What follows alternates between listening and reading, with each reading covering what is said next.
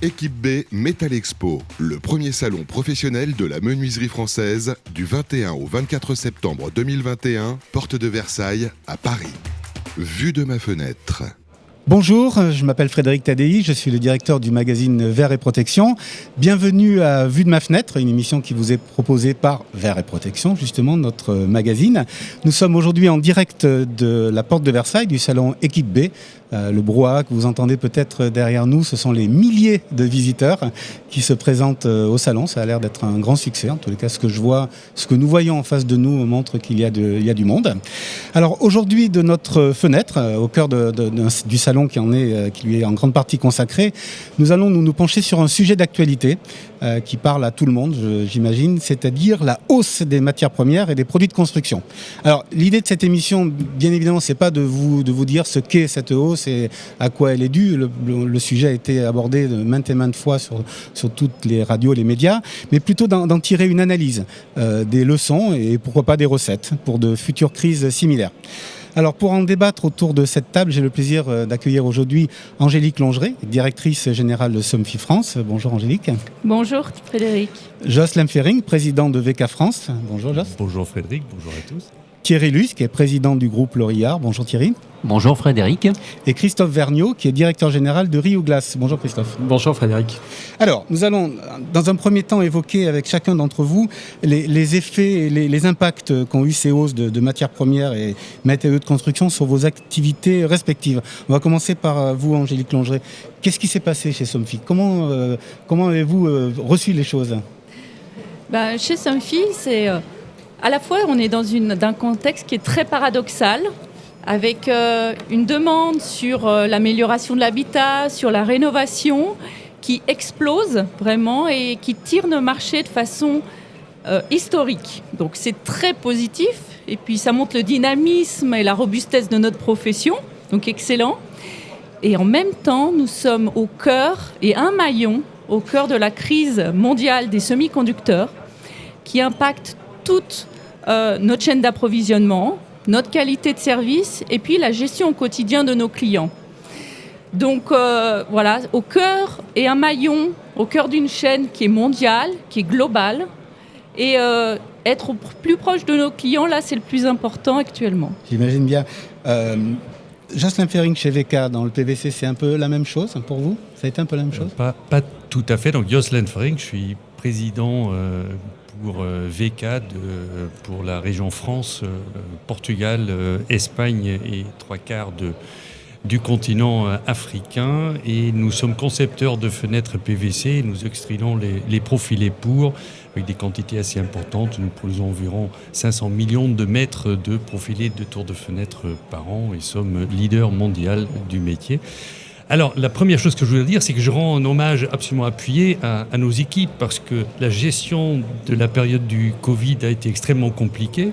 Le redémarrage a été compliqué. L'explosion des commandes a été extrêmement compliquée. Donc, avant de parler de hausse, il faut parler de comment est-ce qu'on a géré cette sortie des crises. Justement, ce sera le cas de ma question suivante. Ah bon. Pardon. Donc, forcément, l'effet qui se coule du manque de matière a été l'évolution très forte des prix que nous avons bien sûr été obligés de répercuter, même si c'est que très partiel à nos clients. Alors, nous verrons la gestion de chacun d'entre vous. Ce qui m'importait pour démarrer l'émission, c'est que vous m'indiquiez comment vous aviez été, si vous avez été impacté, comment vous l'avez été. Thierry Luz, comment ça s'est passé chez Lorillard ? Alors chez Lorillard, je suis le président du groupe Lorillard. Lorillard, c'est une société familiale qui aujourd'hui est composée d'un peu plus de 1000 salariés. On réalise 200 millions d'euros de chiffre d'affaires. On est à la fois des entrepreneurs et des industriels pour distribuer nos menuiseries. On fait à peu près 300 000 menuiseries par an. On est multimatériaux, donc forcément on est impacté par pas mal de nos partenaires. Et je voulais, Joss, à remercier ses équipes. Bien évidemment, je vais remercier celles du groupe Lorillard, mais je vais aussi remercier les partenaires qui sont autour de la table, puisque dans ces moments difficiles où la matière première, cette pénurie, c'est là que le terme partenariat prend toute son importance. confiance. C'est souvent un terme qui peut être galvaudé. Ça n'a pas été le cas. On retrouve vraiment nos vrais partenaires qui, dans les moments compliqués et difficiles, nous ont accompagnés, ont essayé de trouver les meilleures solutions pour que nous, de notre côté, on essaie de satisfaire aussi nos clients. Justement, mais quelque part, on subit aussi, et ça crée un peu de désorganisation. On a aussi des clients qui nous sont fidèles, comprennent nos problématiques, les acceptent, plus ou moins bien, mais les acceptent quand même. Et je tenais aussi à les remercier devant ce micro. Justement, tout l'intérêt de cette émission, c'était d'avoir un panel avec un spectre très large d'activités. Il y a des fournisseurs, des clients qui ont eux-mêmes des clients. Donc c'est intéressant. Du côté du verre chez Rio Glass, comment ça s'est passé, Christophe Vergniaud ? Alors, Christophe Vergniaud, je suis directeur général depuis un an de Rio Glass. Rio Glass, c'est une société familiale qui a été fondée il y a 40 ans. Par Pierre Rioux, qui est composé de 1000 personnes et qui réalise un petit peu moins de 200 millions d'euros de chiffre d'affaires annuel. J'ouvre la parenthèse que mes confrères autour de cette table ont ouvert, à savoir le remerciement des équipes. Je fais la même chose chez Rio Glass parce que la période de crise sanitaire a été compliquée pour tout le monde. Je remercie mes fournisseurs aussi, mais mes clients aussi qui ont su nous faire confiance et qui ont su nous aider à redémarrer rapidement. Chez Rio Glass, comme partout, on a impacté, on subit cette crise, on subit cette hausse de matière. On n'a pas été moteur, on n'a pas forcément anticipé sur l'ensemble des matériaux et nous sommes touchés sur la totalité de la hausse. Alors Thierry le disait très bien, sur une fenêtre, il y a énormément de composants, que ce soit du PVC, du bois, de l'aluminium et le verre. Dans la constitution d'un vitrage isolant, on retrouve aussi des produits pétroliers, on retrouve de l'aluminium, on retrouve également d'autres composants qui sont impactés par cette hausse. Donc de la même manière que mes confrères autour de cette table, on est directement et fortement impactés. Très bien. Alors, normalement, les remerciements, c'est souvent à la fin de l'émission, donc tout le monde a remercié. Moi aussi, d'ailleurs, je veux remercier mes lecteurs et mes annonceurs qui ont été très fidèles à notre revue. Alors, on a bien compris, vous avez été tous et fort logiquement impactés par cette hausse et cette pénurie de matières premières. On va voir concrètement comment, dans chacune de vos entreprises, vous avez géré cette situation. On va commencer par vous, Jocelyn Ferring, chez VK. Comment avez-vous géré ça ? Alors ce n'était pas facile, bien sûr. Évidemment, la première chose, c'était d'être flexible, d'essayer de s'adapter à cette situation. Et honnêtement, comme je l'ai dit tout à l'heure, je remercie mes équipes, mais vraiment parce qu'ils ont fait preuve de flexibilité, d'anticipation, de créativité. C'est bien le cas des salariés français qui ont cette particularité de se sortir des situations très compliquées, et Dieu sait qu'on en a eu ces dernières années.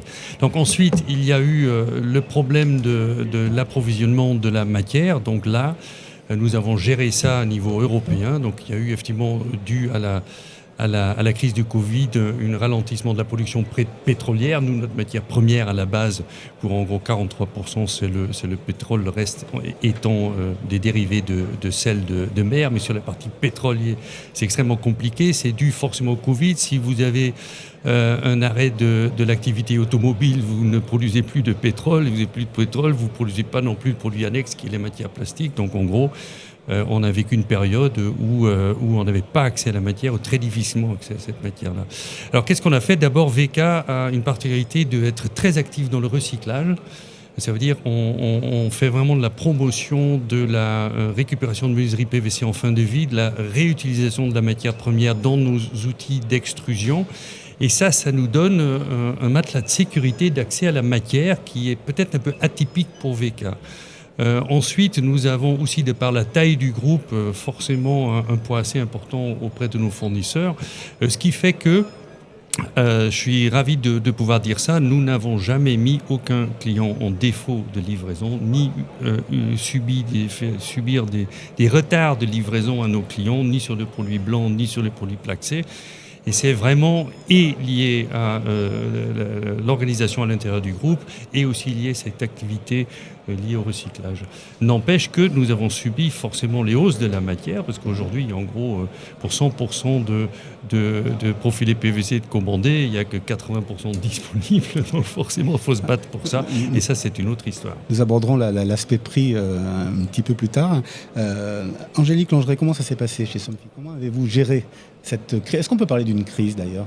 Oui, tout à fait. C'est une crise qui nous a mis dans une situation chaotique, non préparée, soudaine.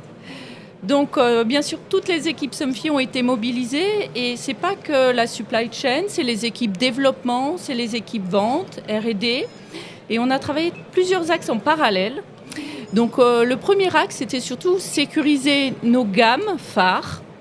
Donc, plus de 100 ingénieurs ont été mobilisés, pas sur le développement des nouveaux produits, mais sur les gammes actuelles, pour redesigner, redévelopper finalement ces gammes avec des puces électroniques de toute nouvelle génération et pouvoir derrière avoir beaucoup plus d'alternatives vis-à-vis des fournisseurs. Donc ça, c'est un gros travail et qui continue jusqu'à début 2022 et qui va nous permettre, pour bien démarrer 2022, d'avoir 50% de micro-puces électroniques supplémentaires. Il y a un deuxième axe qui est le travail avec le top 50 des fournisseurs électroniques mondiaux, parce que là, on est vraiment à un niveau mondial, pour travailler avec eux à beaucoup plus anticiper. Donc là, par exemple, à fin juin, on a confirmé l'ensemble de nos besoins sur toute l'année 2022, en ferme, et la vision 2023. Donc, vraiment l'anticipation au maximum pour prévoir l'avenir. Et le troisième axe, c'est prévoir très en amont les capacités de production. Donc aujourd'hui, ce n'est pas un problème de capacité de production, mais comme on sait que la demande explose et que le dynamisme de nos marchés, il est là aussi pour 2022, donc c'est d'investir sur des lignes de production. Donc là, plus de 38 lignes de production sont en cours d'investissement. C'est massif en termes d'investissement, pour pouvoir doubler nos best-sellers qui sont les moteurs solaires. On va doubler la capacité de production pour début janvier. Sur les moteurs RS100 en volet roulant, pareil. Et à fin 2022, on aura triplé nos capacités de production sur ces gammes phares. Donc c'est massif, c'est soudain et ça demande l'énergie de 100% de la société sur ce qu'on peut appeler, comme vous le dites, une crise. Très bien. Christophe Vergnaud, Rio Glass, très très gros transformateur de produits verriers, impliqué aussi, de dimension nationale, même européenne. Vous êtes aussi impliqué dans la production de flotte. Ouais. Comment ça s'est passé pour le verre ? Alors je ne parlerai pas au passé, puisque... Comment ça se passe pour le verre ? Parce qu'on est en plein cœur de la crise, je suis convaincu que ce n'est pas terminé. Dans la transformation dans la production du verre, puisqu'on est impliqué dans la production du verre, aujourd'hui c'est majoritairement du sable et du verre recyclé qui est utilisé dans le four pour pouvoir produire le verre. Nous, on pousse au recyclage. Mon confrère le disait tout à l'heure, on pousse au recyclage parce que le sable est impacté par des hausses, mais en moindre mesure, ce qui impacte fortement le prix du verre aujourd'hui, c'est l'énergie nécessaire à la fonte. On utilise du gaz, de l'électricité en masse pour monter en température et l'énergie fait exploser le prix du produit final. Donc, en fait, on n'est pas impacté sur la matière première cette fois-ci, mais vraiment sur la source d'énergie qui nous permet de fondre. L'énergie est une sorte de matière première quelque part. Quelque part, oui. Alors je sais pas d'où vient le gaz et jusqu'où il va aller, mais bon, on le voit déjà sur le particulier. Tous les jours, en ouvrant les informations, on parle du prix du gaz, on parle du prix de l'électricité. Donc c'est pour ça que je vous parle au présent, parce qu'on sait pas jusqu'où ça ira et aujourd'hui ça pèse très très lourd dans le prix du verre. Ensuite on a 14 usines de transformation de verre plat réparties sur le territoire, vous le rappeliez. On travaille sur différentes choses. La première chose c'est notre stock. On ne sait jamais, c'est une forme de spéculation, on ne sait jamais si on doit stocker, ne pas stocker, si c'est le bon moment, le mauvais moment, puisqu'on ne sait pas jusqu'où ça va monter. On anticipe, on met du stock en place, un stock beaucoup plus important en place à un prix qui est élevé par rapport au prix qu'on avait il y a quelques mois. Mais si la croissance continue, on a gagné. S'il y a une décroissance des prix, on a perdu. Donc ça reste une forme de spéculation. Donc on n'a pas favorisé la mise en stock des produits puisqu'on n'a pas suffisamment de visibilité et de certitude. On a travaillé sur les pertes, beaucoup sur les pertes, l'amélioration de la qualité, les pertes matières premières, la réutilisation des chutes, donc pour éviter d'avoir à jeter un nombre important de verres et avoir à les vendre et utiliser sur le marché. On n'a pas subi, nous, effectivement, comme mon confrère, on n'a pas pané nos clients. On a anticipé les besoins, on a répondu au plus juste, par moments difficilement. Et puis quand on parle de pénurie matière, en fait, il y a deux phénomènes. Hein. Il y a la hausse des matières premières qui n'est pas liée à une pénurie, qui est liée à d'autres phénomènes. On a parlé des phénomènes économiques, des phénomènes de surstockage peut-être de la Chine, peut-être des États-Unis. Donc là, on est vraiment sur le premier phénomène qui est un phénomène de hausse de prix non lié à une pénurie. Et puis le deuxième, la pénurie. Donc nous, on l'a connu dans le verre sur le PVB, qui était lié à des... Le PVB, ça sert à fabriquer le verre feuilleté pour nos auditeurs. C'est ça. Et en fait, la plus grosse usine de fabrication de PVB qui est située au Texas est tombée en panne. S'est arrêté en début d'été et a généré une pénurie sur le marché et donc une flambée des prix. Donc là, on est sur des phénomènes différents, des phénomènes que l'on ne peut pas anticiper, que l'on ne peut pas voir, que l'on subit fortement. Et puis, le dernier point sur lequel nous, on travaille et on continue de manière journalière, c'est le sourcing. Parce que certains composants entrant dans la fabrication du vitrage isolant sont monofournisseurs et là on vit c'est extrêmement dangereux puisque c'est une dépendance. On est dépendant de notre fournisseur, donc on travaille le sourcing, on travaille aujourd'hui en interne, nos produits sont sécalisés, donc l'ensemble des produits que l'on trouve sur le marché aujourd'hui et en local, puisqu'on cherche toujours à travailler local, notre production, notre transformation est 100% française, on cherche à travailler local, mais ce sourcing-là, on va le travailler aussi avec le CECAL pour avoir plus de produits validés. Très bien. Thierry Luce, vous fabriquez des menuiseries, vous êtes un industriel de la menuiserie, tout matériaux. Donc vous avez une vision à 360 sur tous les matériaux en tant qu'utilisateur, puis vous n'êtes pas loin du client final. Comment ça s'est passé au sein du groupe Lorillard ? Alors, tout à l'heure, j'entendais que vous parliez du mot crise. Sincèrement, la crise, c'est quand on n'a pas de commandes. Là, on a beaucoup de commandes. Oui, mais quand on en a trop, on s'adapte. Alors, je vous disais tout à l'heure que le groupe Lorillard, on était avant tout des entrepreneurs. Et un entrepreneur, il s'adapte. Il s'adapte à la situation. On vit une nouvelle période exceptionnelle. L'année dernière, on en a connu une autre, qui était pour moi plus compliquée que celle d'aujourd'hui.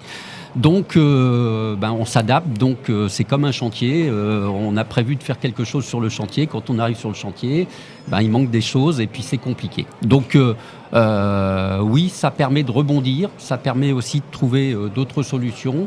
Cette crise de matières premières, en fonction, nous, comme vous l'avez dit, Frédéric, on est multimatériaux. Donc, le PVC, on n'a pas manqué de matière, mais on subit des hausses importantes. Malheureusement, qu'on est obligé de répercuter à nos clients sur le marché. Et c'est jamais très bon parce qu'on est dans une période inflationniste et à un moment donné, cette bulle inflationniste, elle risque de s'arrêter. Hein. Le consommateur, il y a toujours un niveau de prix acceptable pour lui. L'aluminium, c'est la même chose. Tous les indices et tous les indicateurs que sont, comme le PVC et l'aluminium, sont à la hausse. Nous, il y a un matériau, par contre, qui est un peu différent des autres, c'est le bois.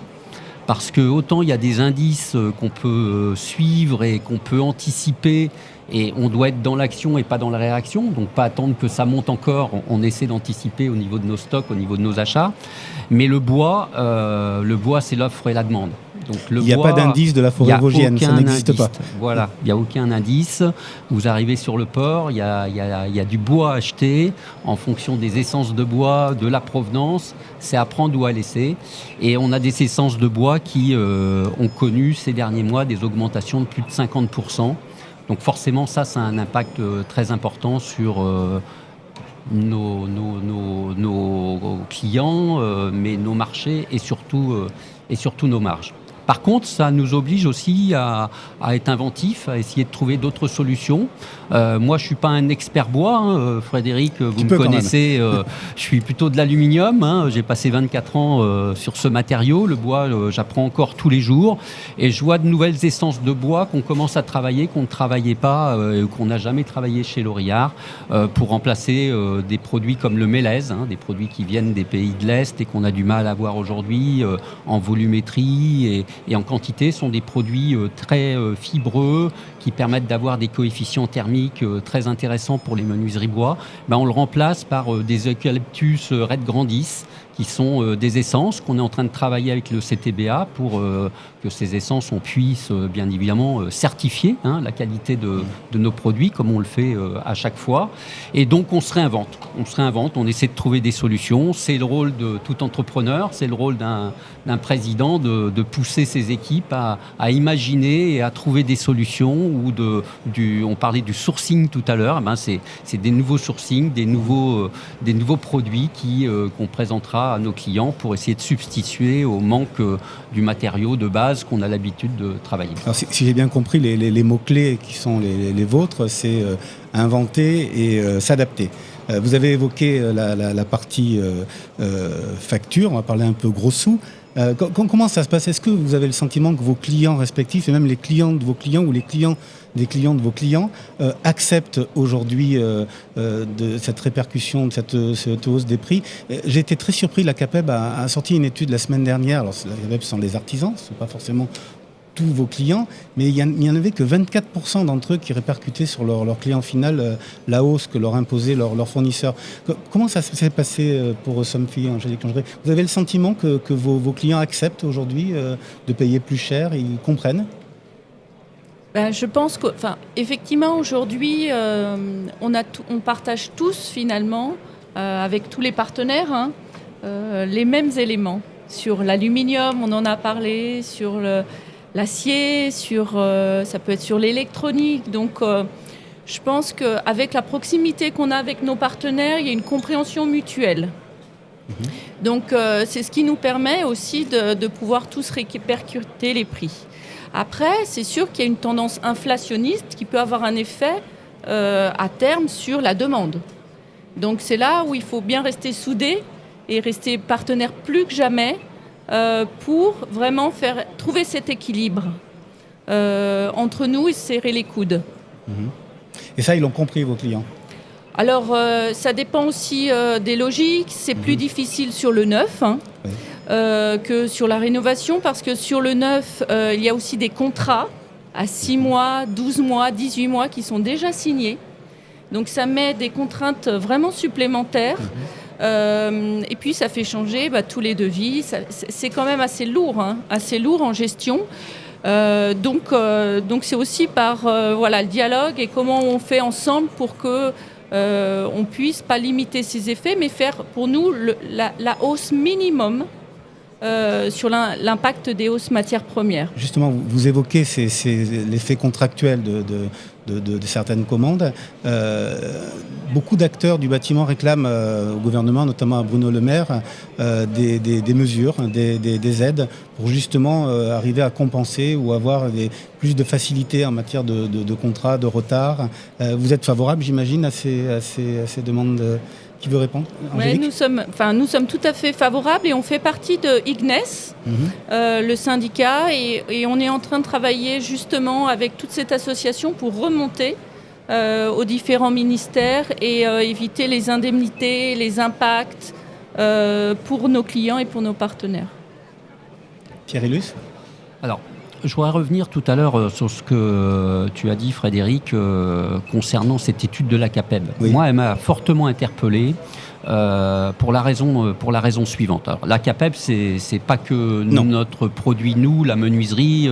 Bien évidemment. Mais nous, nos clients, ils ont été obligés de répercuter les prix. Pourquoi? Parce qu'aujourd'hui, on leur met à disposition des outils de chiffrage. Ces outils de chiffrage, à chaque fois qu'on a augmenté le prix de la menuiserie à l'intérieur de ces outils, ils ont chiffré avec le nouveau prix, donc forcément, ils l'ont répercuté à leurs clients. Là où c'est un peu plus compliqué, c'est sur le chantier.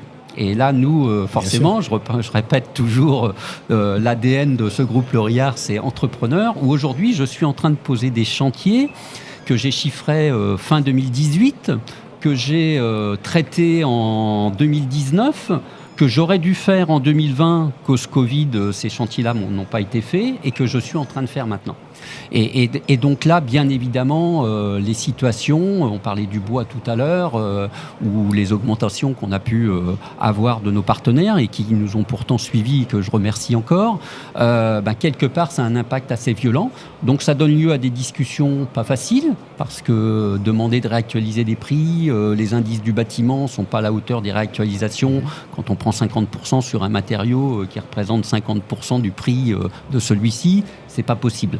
Donc on a des échanges, des fois des parties de bras de fer. Ça se termine généralement tout le temps bien, parce qu'il faut que le chantier il avance et qu'il se fasse, et qu'à un moment donné, si le partenaire que j'ai en face de moi, client, n'accepte pas, je vais plutôt privilégier celui qui va accepter de revaloriser un petit peu le prix. J'ai pas le choix, c'est comme ça. Jocelyn Fering, pour le PVC, c'est la même chose ?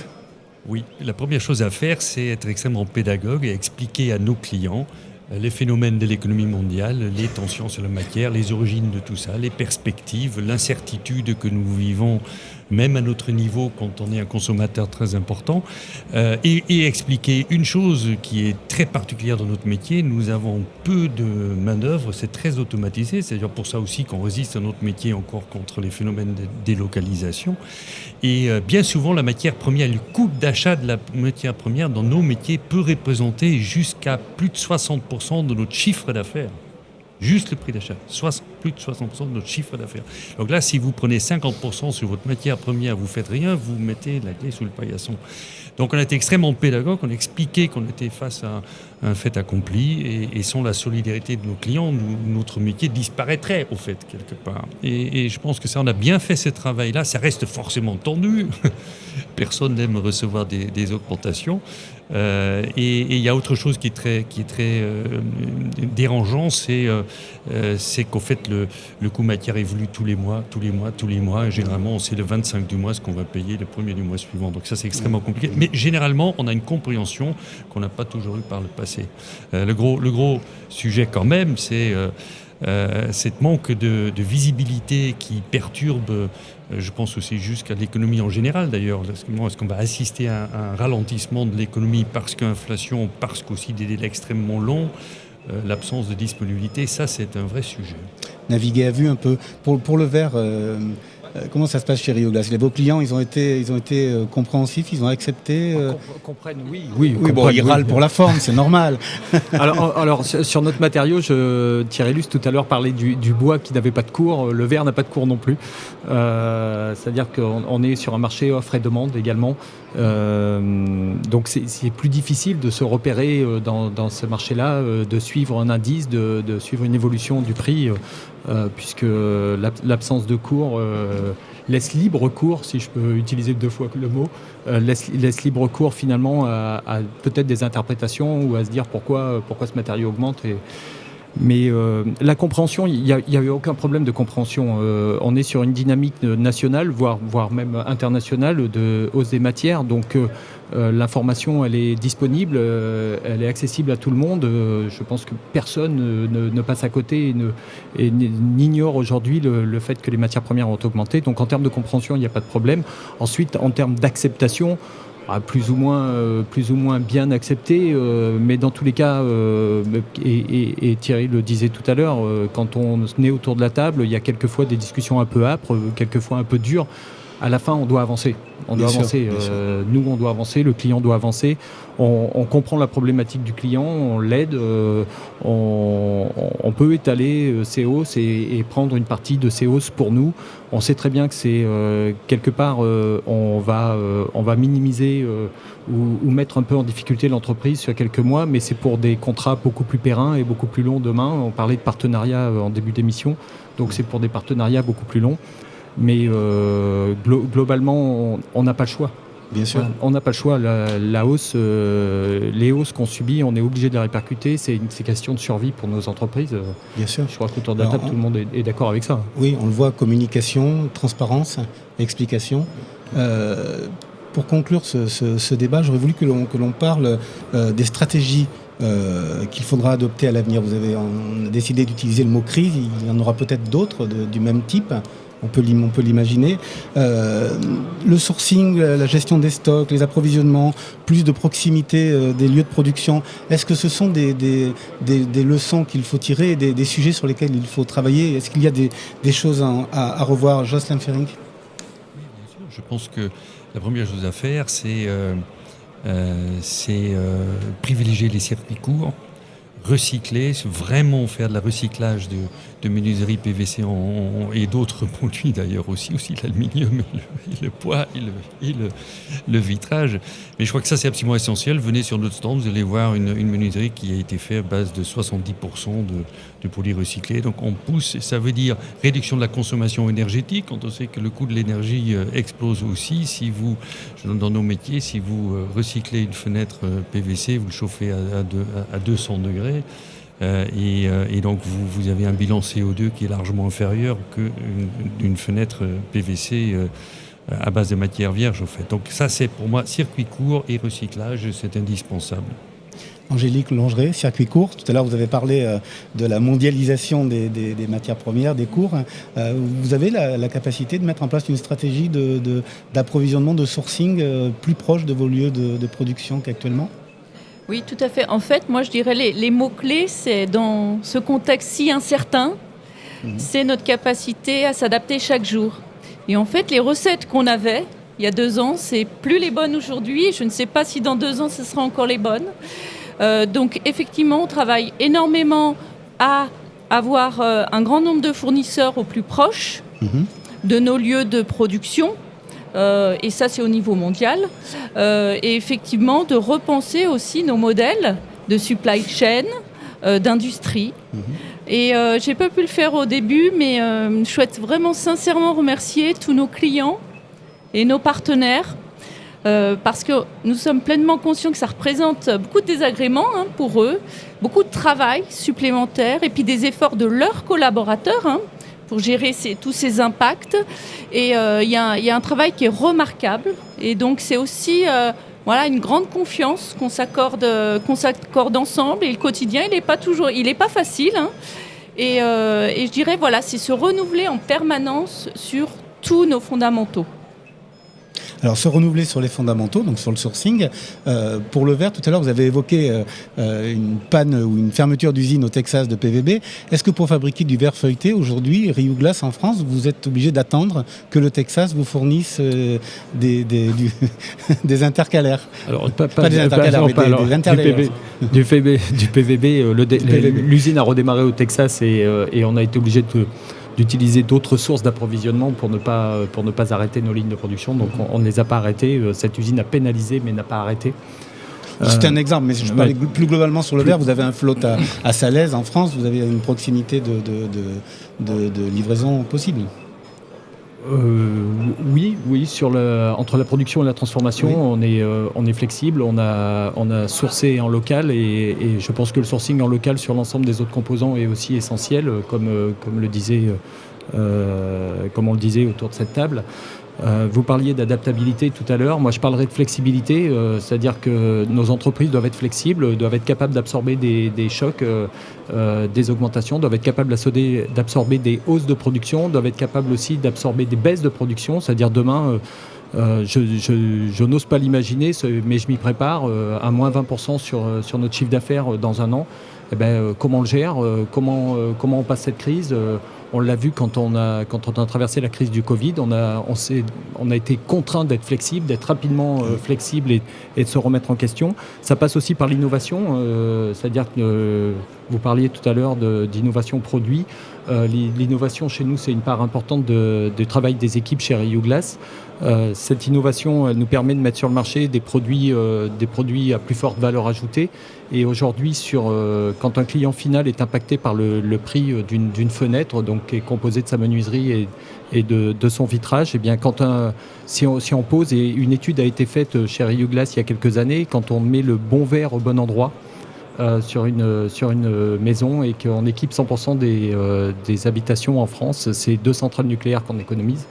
Donc je pense que l'éducation, le mode de consommation fait partie aussi des axes d'amélioration et du futur. Donc moi je pousse à l'innovation et je partage avec mes clients. Thierry, autour de cette table, fait partie de mes clients et je partage avec mes clients les innovations et ce qu'on peut apporter au client final pour qu'il puisse à terme faire des économies. C'est-à-dire le prix est cher aujourd'hui, par contre le coût global sur une dizaine d'années, il retrouve de la rentabilité par l'économie d'énergie. Alors le bon verre au bon endroit, la menuiserie aussi au bon endroit. Thierry Luce, chez Lorillard, est-ce que vous allez modifier vos modes d'approvisionnement, votre sourcing à l'issue de cette période un peu compliquée ? Alors, non, on ne va pas modifier nos modes d'approvisionnement. Nos modes d'approvisionnement, avec nos partenaires, ils sont bien ancrés, ça fonctionne bien, il n'y a pas de raison. Là, la situation fait que on aurait tendance à dire on va peut-être refaire un peu plus de stock. Vous savez, dans les entreprises, il y a le président et puis il y a le directeur financier qui, tous les mois, nous dit il y a trop de stock, c'est de l'argent qui dort, c'est pas bien. Vous êtes en train de nous annoncer la mort du flux tendu ? Il y a de quoi se poser des questions et je pense que dans l'automobile, il s'en pose beaucoup. En ce qui nous concerne, on est multisite, comme on le disait tout à l'heure, par rapport à nos clients, la proximité de nos clients. On a 7 sites de production en France. On essaie d'être au plus près de nos clients, ce qui nécessite forcément des stocks un petit peu plus importants que sur un seul site quand on travaille en flux tendu. C'est ce qui nous a permis aussi, grâce à ce multisite, de pouvoir d'un site à l'autre se dépanner. Ça fait partie des organisations qu'on doit avoir, mais on ne va pas tout révolutionner. Je ne sais pas combien de temps va durer cette pénurie de matière pour certains composants, certains matériaux, mais chez Lorillard, on n'a pas prévu de faire des moteurs, on n'a pas prévu d'extruder du PVC. C'est une bonne nouvelle pour vous. On n'a pas non plus envie de faire du vitrail isolant, c'est pas notre rôle. Il y a des spécialistes en la matière, on leur fait confiance pour eux trouver les bons sourcings et en l'occurrence nous de conforter nos partenariats avec nos fournisseurs. Bon, écoutez Thierry Luce, vous finissez sur une note positive, vous ne vous mettez pas à dos vos principaux fournisseurs. On a encore besoin. Oui, c'est déjà ça. Vraiment merci à vous 4 de nous avoir accordé du temps. Je sais que vous êtes très très pris chacun sur vos stands respectifs. Pendant que nous faisions cette émission, on a vu les gens arriver, il y a du monde en face de nous. On voit les stands qui se remplissent, c'est vraiment très agréable de se voir en vrai. C'est également très agréable de se retrouver dans les studios de Bâti Radio, que je remercie au passage de leur accueil. C'est très agréable, on en a un peu marre des émissions Zoom, pour ne rien vous cacher. Une bonne nouvelle, Vue de ma fenêtre va être reconduit sur la grille de Bâti Radio pour 2022, donc nous aurons l'occasion de nous retrouver une fois par mois. Peut-être reviendrez-vous dans l'une de ces émissions. En attendant, je vous souhaite un excellent salon. Merci beaucoup de votre participation et à très bientôt. Merci Frédéric. À très bientôt. À bientôt. Au revoir. Équipe B Metal Expo, le premier salon professionnel de la menuiserie française du 21 au 24 septembre 2021, porte de Versailles à Paris. Vue de ma fenêtre.